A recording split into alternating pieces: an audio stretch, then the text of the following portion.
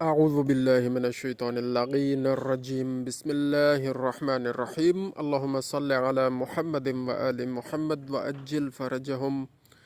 دوستو، جانوروں میں پروٹین کا ہونا خوراک میں انتہائی ضروری ہے، اور جو ونڈا یا متوازن خوراک کا امیزہ جانوروں کے لیے تیار کیا جاتا ہے اس میں پروٹین کی مناسب مقدار کا ہونا انتہائی ضروری ہے، اور وہ مناسب مقدار 15% سے لے کے 20% کے درمیان ہوتی ہے۔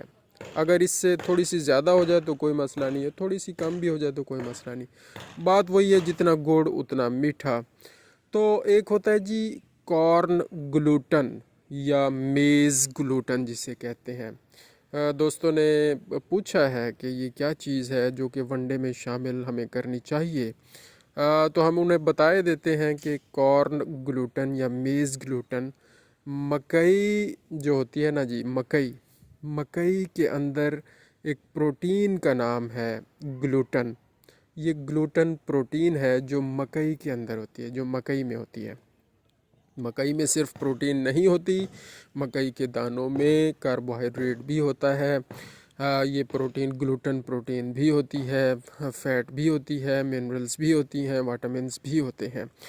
لیکن یہ جو گلوٹن ہے، کارن گلوٹن جس کو کہتے ہیں گلوٹن پروٹین، یہ کیونکہ جانوروں کی صحت کے لیے بہت ہی ضروری ہے، اور اس کے اندر 2 امینو ایسڈ ہوتے ہیں، 2 amino acid cysteine amino acid اس کا بڑا ہی اہم ہے، یہ بہت ضروری ہوتا ہے، اور اس کے ساتھ جو ہے نا پروڈکشن آف ملک میں یعنی دودھ کی پیداوار میں اضافہ ہوتا ہے، اور جانور کی صحت میں اضافہ ہوتا ہے۔ تو یہ امینو ایسڈ بھی اس کے اندر موجود ہوتے ہیں، تو اس لیے یہ کارن گلوٹن ونڈے میں ضرور شامل کرنی چاہیے۔ اور کتنی شامل کرنی چاہیے؟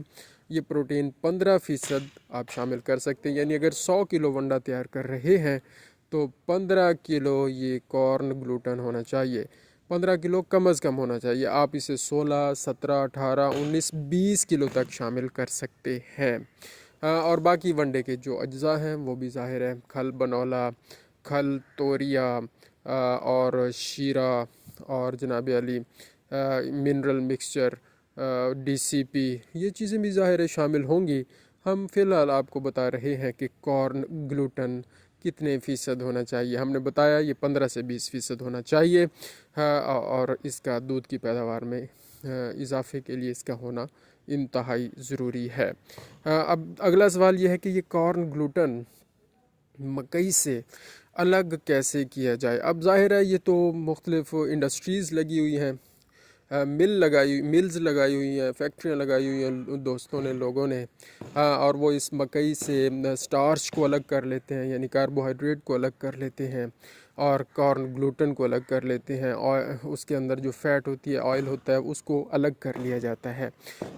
تو اس کی پرائس کے بارے میں بھی گفتگو کی جا سکتی ہے، لیکن اگر صرف آپ مکئی ڈالیں گے تو اس کے اندر رفیجز بھی بہت ساری آ سکتی ہیں۔ اگر پیور کارن گلوٹن ڈالیں گے تو اس کی ٹاکسیسٹی کا جو لیول ہے وہ نہ ہونے کے برابر ہو جاتا ہے، یعنی وہ چیز پیور ہو جاتی ہے اور جانوروں کو بہت ہی زیادہ فائدہ دیتی ہے۔ جزاک اللہ خیر، اللہم صلی علی محمد و آل محمد و عجل فرجہم۔